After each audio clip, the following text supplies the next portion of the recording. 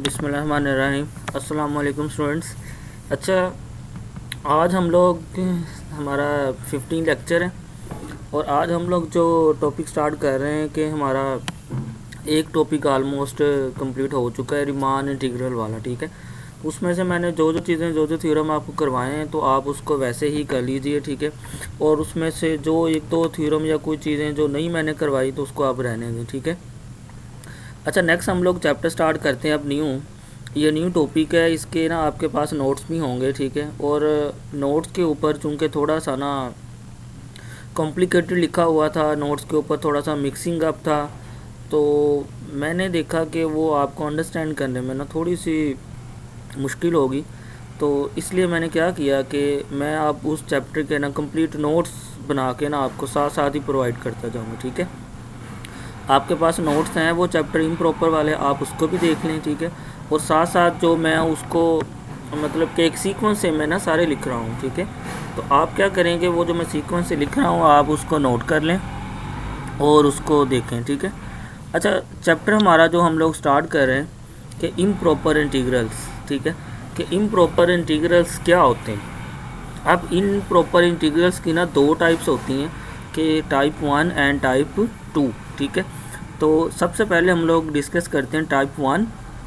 तो टाइप 1 कैसे होगा, कि आपको कैसे पता चलेगा कि जी इंटीग्रल का मतलब तो आप जानते हैं, इंटीग्रल मीन के इंटीग्रेशन कोई भी, लेकिन इम्प्रॉपर इंटीग्रल के ये क्यों यूज़ हो रहा है। तो इसकी डेफिनेशन देखें पहले। कहता है जी integral with infinite limit of integration are improper integral of type 1। मतलब कि इस डेफिनेशन को मैं सिंपलिंग वर्डिंग में एक्सप्लेन कर देता हूँ कि इस डेफिनेशन का मतलब ये कहता है कि ऐसा इंटीग्रल जिसकी कोई भी लिमिट इन्फिनिट हो, या सिंपल वर्डिंग में ये कह लो कि एक इंटीग्रल दिया है और जो उसकी लिमिट्स हैं उसमें एक ना एक लिमिट जो उसकी अपर या लोअर इन्फिनिटी हो, मतलब कि 0 टू इन्फिनिटी या -∞ टू 0 के अपर या लोअर लिमिट में से एक ना एक लिमिट उसकी अगर इन्फिनिटी होगी तो आपने फ़ौरन कह देना कि ये इम्प्रॉपर इंटीग्रल है। और इम्प्रॉपर इंटीग्रल की टाइप कौन सी, टाइप 1। अब इसमें तीन इसकी टाइप्स हैं, तीन वे में मतलब इसकी फॉर्म है। सबसे पहली फॉर्म देखें, कहता है जी if f into x is continues on a to infinity, तो a into infinity f into x d x is equal to 30। अच्छा, अब आपने करना क्या है कि सिंपल आपको जब क्वेश्चन आएगा कि ऐसे कोई चीज़ होगी कि मैंने कहा था कि इम्प्रॉपर इंटीग्रल का टाइप 1 का कैसे पता चलेगा, कि उसकी एक लिमिट ये वाली इन्फिनिटी होगी, चाहे वो अपर हो चाहे वो लोअर हो, या दोनों इन्फिनिटी हो सकती हैं। तो उसको उसने क्लैरिफाई किया हुआ है। तो आपने सबसे पहला काम क्या करना है कि जो भी इन्फिनिटी होगा आपने उस इन्फिनिटी की जगह कोई ना कोई नंबर लेट कर लेना। आपकी मर्ज़ी है, ज़रूरी नहीं बी ही लिखना है, इधर एल एम कुछ भी लिख लेना। मतलब कि इन्फिनिटी की जगह आपने कोई ना कोई नंबर लेट कर लेना। इधर लिख देना जी लिमिट बी टू इन्फिनिटी और इधर आपने लिख देना ए टू बी।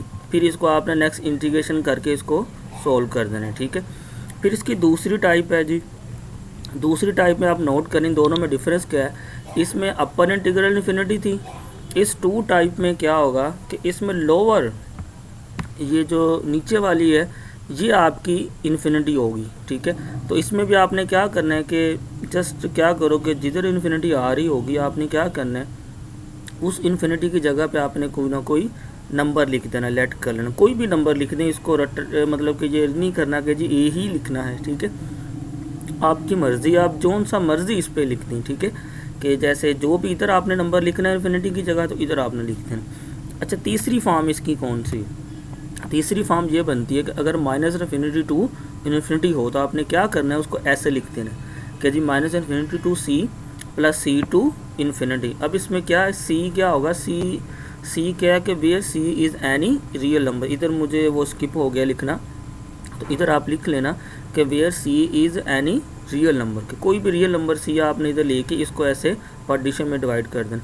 अच्छा, सिंपल इधर तक ये मैंने बताया कि इम्प्रॉपर इंटीग्रल ऐसे इंटीग्रल होते हैं कि जिनकी लिमिट्स अपर या लोअर एक इन्फिनिटी हो या दोनों भी इन्फिनिटी हो सकती हैं। ठीक है, तो फिर उसको मैंने बताया कि उसकी 3 ये फॉर्म्स बनती हैं। अब जैसे भी एग्जांपल आएगी आपने उसके अकॉर्डिंग इसको ना सोल्व कर देना। ठीक है, ये बड़ा ही इंपॉर्टेंट टॉपिक है। ठीक है, पेपरों में आने वाला है, इसका क्वेश्चन एक लाजमी आता है। ठीक है, तो तो अच्छा, आप इसकी एग्जांपल्स करते हैं, ये तीनों फॉर्म की हर एक एग्जांपल करते हैं। तो आपने याद रखना है कि सिंपल इसका समझने का, याद रखने का तरीका यही है कि जिधर भी इन्फिनिटी आ गया अपर या लोअर, आपने उस इन्फिनिटी की जगह कोई ना कोई कांस्टेंट लेट कर लेना नंबर। वो नंबर आप कोई भी ले लेना, ज़रूरी नहीं जो मैंने लिखे यही लेने आप। तो वो नंबर लेट करके आपने इंटीग्रेशन कर लेनी है, सॉल्व हो जाएगा। ठीक है, अब इसकी एग्जांपल करते हैं और ये आपसे इसको ना समझने में आपसे आसानी हो जाएगी। अच्छा, ये थ्योरी इसके बाद देखें।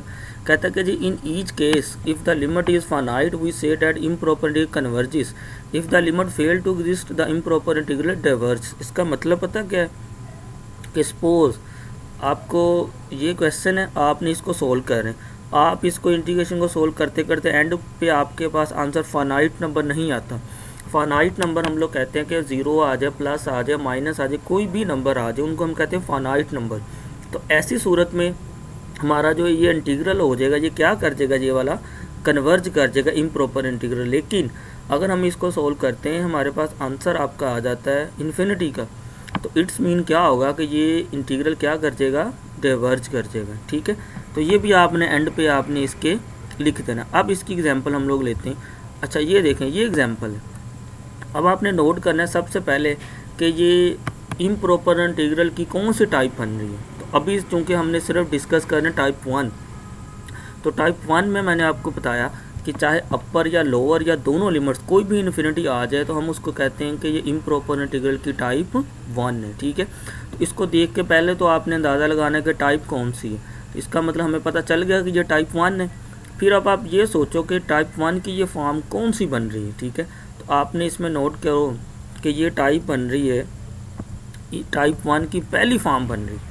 ठीक है, तो पहली फॉर्म में क्या था ये मैंने लिख भी दिए साथ कि जी ए टू इन्फिनिटी अगर हो तो जस्ट क्या करना है कि जिधर भी इन्फिनिटी आ रहा है आपने उसकी जगह कोई ना कोई नंबर ले लेना। जैसे मैंने इधर पी लिया हो, तो ये फॉर्म थी, ऐसे आपने इस फॉर्म को लिख के अब इसको सोल्व करते हैं। देखिए कि जी लिमिट थी 0 टू इन्फिनिटी, तो मैंने क्या किया, इस इन्फिनिटी की जगह कोई ना कोई नंबर ले लिया, वो ले लिया जी बी, और इधर भी लिख दिया जी limit b approaches to infinity. ठीक है, अब इस सारे की मैंने की इंटीग्रेशन। अब आपको पता है कि ये फार्मूला किसका बन रहा है, tan इनवर्स x का। तो इसकी इंटीग्रेशन करके सोल्व करके कितना आ गया जी, मेरे पास tan इनवर्स x आ गया। अब इसमें लिमिट्स पुट कर दो। देखो पहले अपर लिमिट पुट की बी माइनस, फिर लोअर लिमिट पुट की, अब इन्फिनिटी लिमिट पुट कर दो। लिमिट क्या थी, बी अप्रोचेस टू इन्फिनिटी, जिधर बी आ रहा है उधर आपने इन्फिनिटी लगा देना। ये tan 0 0 हो गया। अब tan इनवर्स इन्फिनिटी कितना होता है, π/2, तो π/2 माइनस 0 π/2। अब आप नोट करें कि π/2 क्या है, एक फाइनाइट नंबर है। तो इट्स मीन कि ये जो आपका इंटीग्रल है ये क्या हो गया, कन्वर्ज हो गया। ठीक है, समझ आ गई आपको।